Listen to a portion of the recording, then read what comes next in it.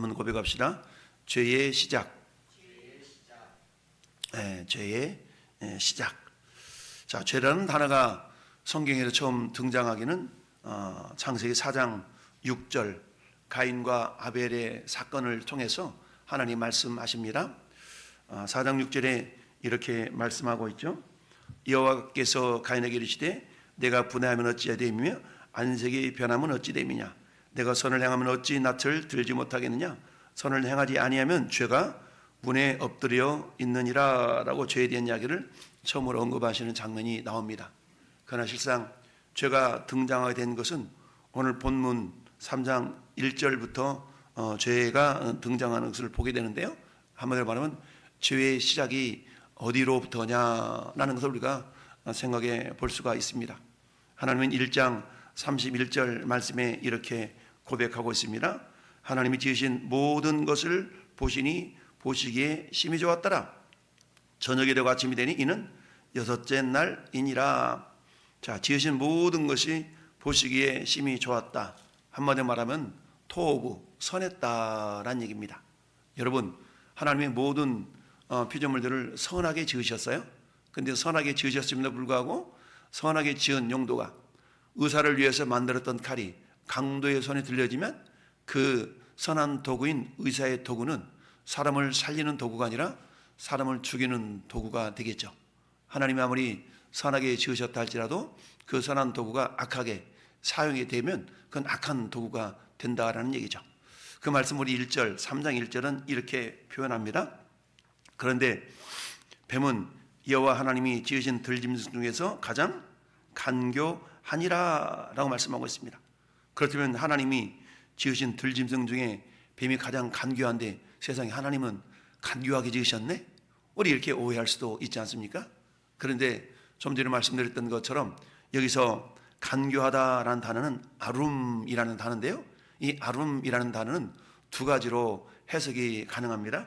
첫 번째는 지혜롭다, 슬기롭다라는 단어로 이렇게 해석이 되는데요.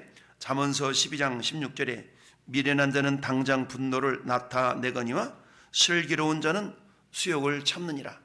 잠언서 14장 8절에도 슬기로운 자의 지혜는 자기 길을 아는 것이라도 22장 3절에도 슬기로운 자는 재앙을 보면 피하여 숨어 피하여도 여기서 슬기로운 이 단어가 아룸이라는 단어입니다.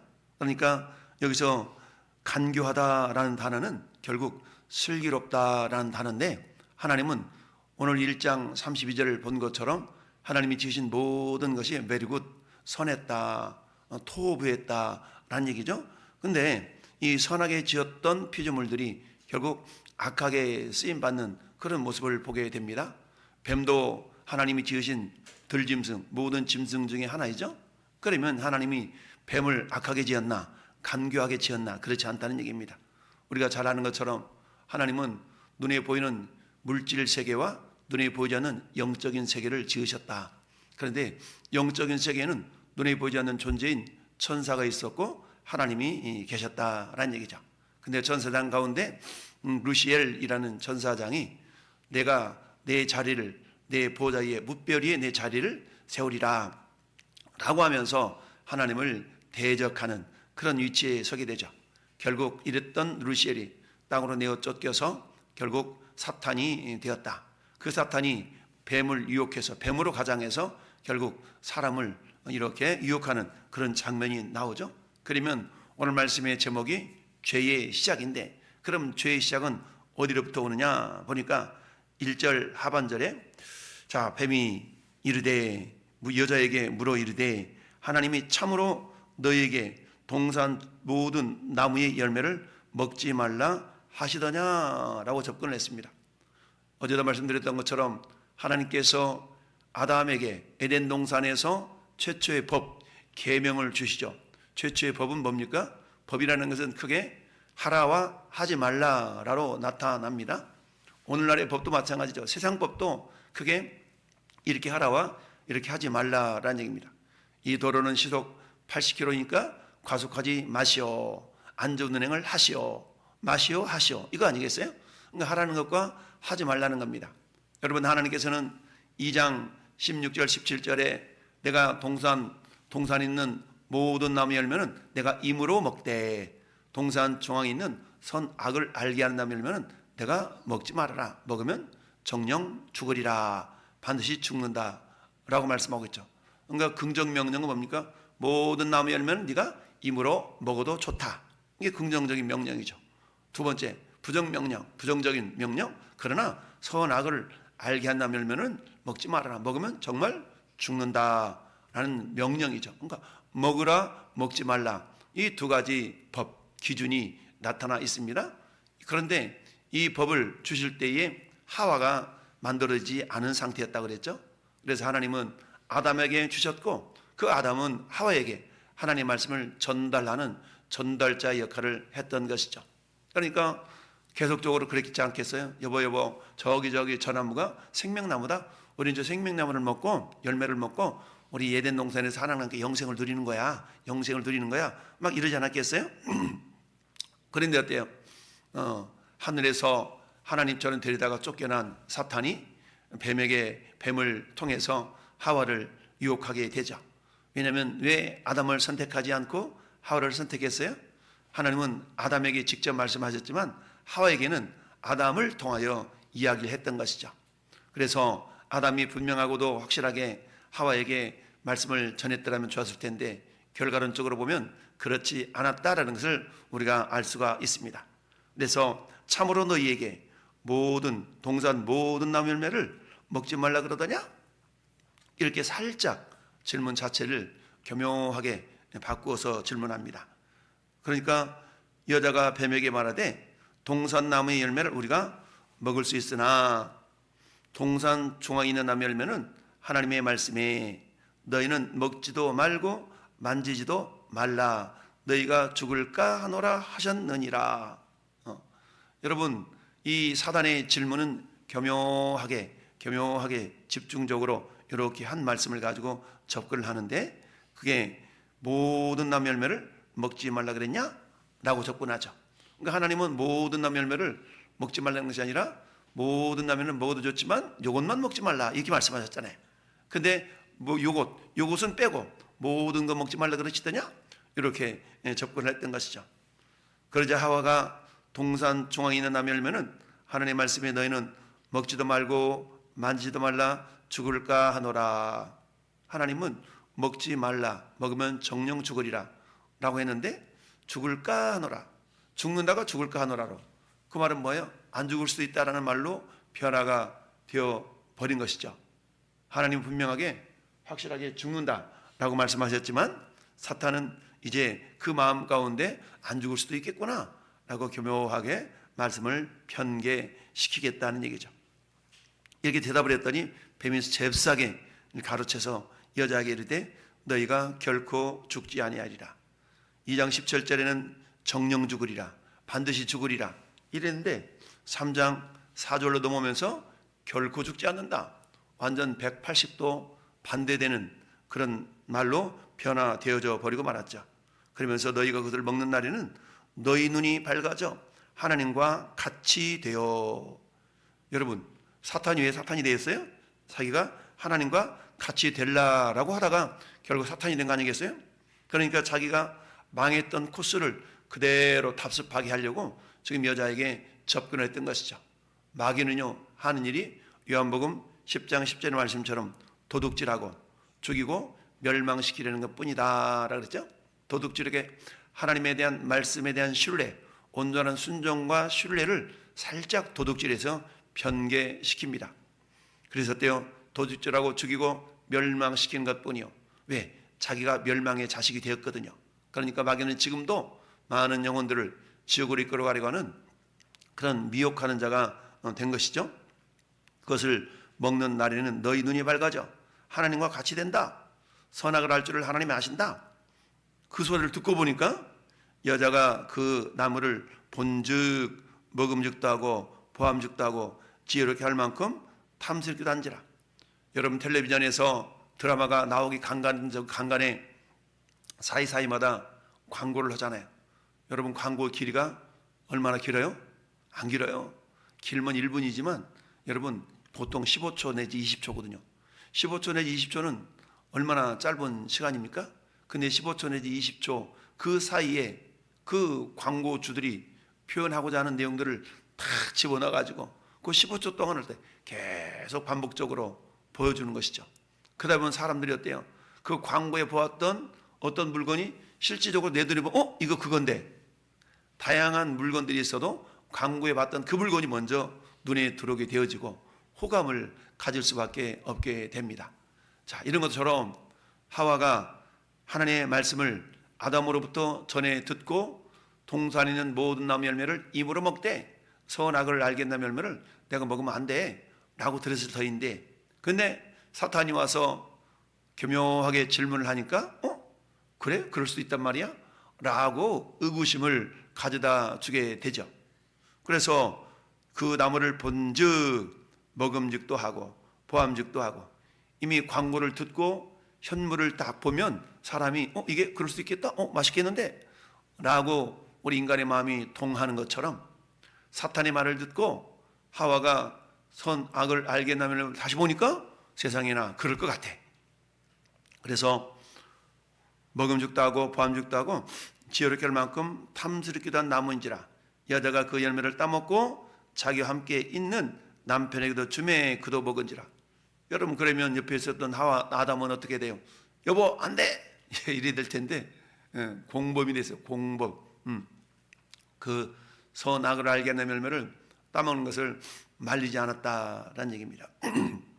그래서 그들의 눈이 밝아져 자기들이 벗은 줄을 알고 무화과나무 잎을 엮어서 치마로 삼았더라. 그러니 결국 어때요?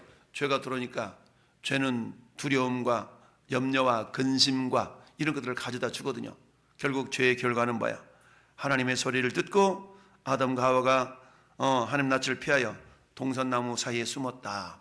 낯을 피한다. 여러분, 우리가 하나님 앞에 떳떳하지 못한 사람들의 특징, 우리가 예배당에 오면 맨 뒤에 이렇게 큰 사람 뒤에 숨습니다. 얼굴 안 보이려고. 나오는 것까지는 좋은데, 혹은 규모가 있는 예배당에는 어때? 기둥들이 있잖아요. 기둥 옆으로, 기둥 뒤로 이렇게 숨어. 이게 인간의 속성이 그래요. 근데 더 나가서 이제 그 다음에 어떤 단계를 가요? 아예 하나님 앞에 나오지를 않아. 이게 죄인의 속성이 됩니다. 그런데 어때요? 이런 것들을 이기고 좁혀 나올 때는 주님 우리 마음 가운데 샬롬, 에이레네의 은혜를 부어 주시죠. 우리가 만약 우리 죄를 자백하면 저는 미쁘시고 오로사 우리를 모든 불의 가운데 깨끗하게 하신다. 깨끗하게 하십니다. 근데 교묘하게 죄를 짓게 하고 하나님으로부터 멀어지게 하는 것이 사탄의 전략이죠. 근데 대부분의 사람들이 이 사탄의 전략에 넘어가게 됩니다. 속게 되어 있다는 얘기죠. 여러분, 오늘처럼 죄의 시작이라는 것은 어디로부터 오나? 그래서 한마디로 말하면 말씀을 온전하게 인정하지 않는 데서부터 옵니다. 그래서 사탄은 교묘하게 말씀을 의심하게 하고 말씀을 변개하게 하죠. 여러분, 오늘날 수많은 이단 사이비들이 왜 생겨납니까? 그건 교묘하게 말씀을 자기의 입맛대로 교묘하게 바꾸기 때문에 이단 사이비들이 생기는 것이죠. 여기 여자가 본즉 먹음직도 하고 지혜롭게 할 만큼 탐스럽기도 한 나무인지라. 그러니까 자기 눈에 보기에 이렇게 보니까 그렇다는 얘기죠. 하나님은 반드시 죽으리라. 그런데 마귀는 결코 죽지 않는다. 라는 말로 그 말씀을 교묘하게 바꾸고 있죠. 그러자 그 말씀을 듣고 보니까 어때요? 정말 그럴 것 같아. 하나님의 말씀보다, 하나님의 소리보다 사단의 소리가 더 크게 들려졌다라는 얘기입니다. 오늘날 우리들도 그럴 수 있어요? 여러분, 마지막 때가 되면 우리는 자기의 유익을 위한 스승을 많이 둔다라 그랬어요.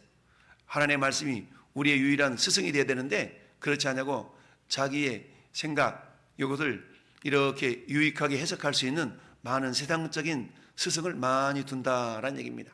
그러니까 말씀보다 세상적인 이야기들 더 많이 받아들이게 된다는 얘기죠.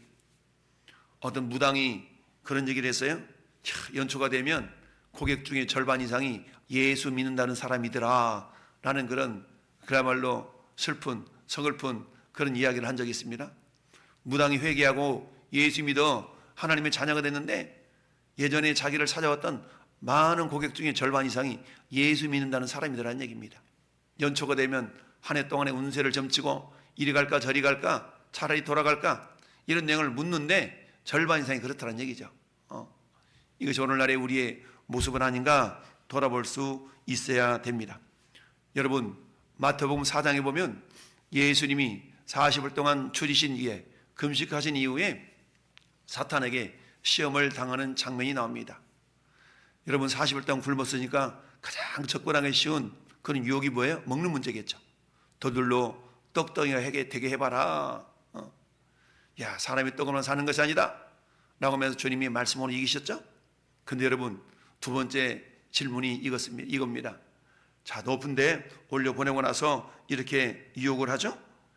거룩한 성으로 데려다가 성전 꼭대기에 세우고 이르되 네가 만일 하나님의 아들이거든 뛰어내리라 기록되었을 때 그가 너를 위하여 그의 사자들을 명하시리니 그들이 손으로 너를 받들어 발이 돌에 부딪히지 않게 하리로다 하였느니라. 이 말씀만 딱 보면 마귀도 성경을 인용을 하네? 라고 알 수가 있습니다. 그런데 여러분, 이 말씀은 사탄이 교묘하게 변경시킨 말씀이에요. 자, 다시 마태복음 우리 4장 봐보세요.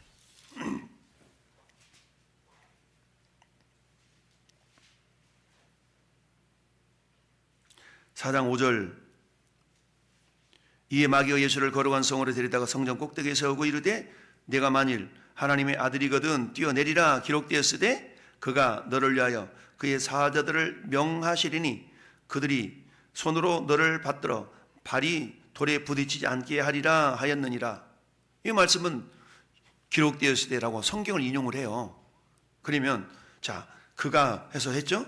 니은하고 저 뒤에 가보니까 시편 91편 11절 12절 이렇게 되어 있어요. 그러면 시편으로 한번 가보세요. 시편 91편을 봐보세요. 시편 91편 11절 보면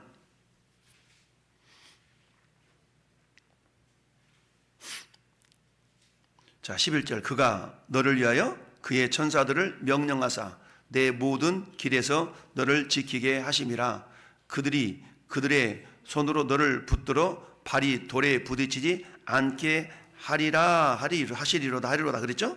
그러면 11절 12절 말씀과 마태복음 4장 6절 말씀 그가 너를 위하여 사자들을 명하시리니 이 말은 맞아요. 여기까지 맞죠?